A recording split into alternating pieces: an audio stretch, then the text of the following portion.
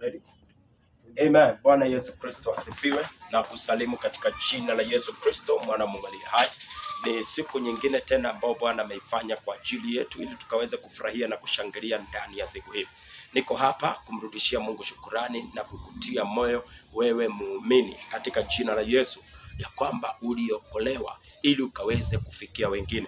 Tukaweze kuangalia ya kwamba Yesu Kristo, kwa nini Yesu alikuja? Yesu hakukuja ili tuwe matajiri. Yesu hakukuja kwa sababu ya mambo haya mengine yote. Yesu alikuja kwa sababu ya wale ambao wamepotea ili wakaweze kupatikana. Na ndio maana Yesu alipokuja hakukaa, alienda. Mpendwa, tumeitwa tukaweze kuwafikia wengine katika jina la Yesu. Uinjilisti, witness ama kushuhudia Yesu Kristo ni kazi ya mtu yeyote ambaye ameokoka. Na siku ya leo tunamshukuru Mungu, tumeingia kwa estate moja hapa inaitwa Migingo na tunamtukuza Mungu kabisa katika jina la Yesu. Niko hapa kukutia moyo ya kwamba kesho fikia jirani yako katika jina la Yesu.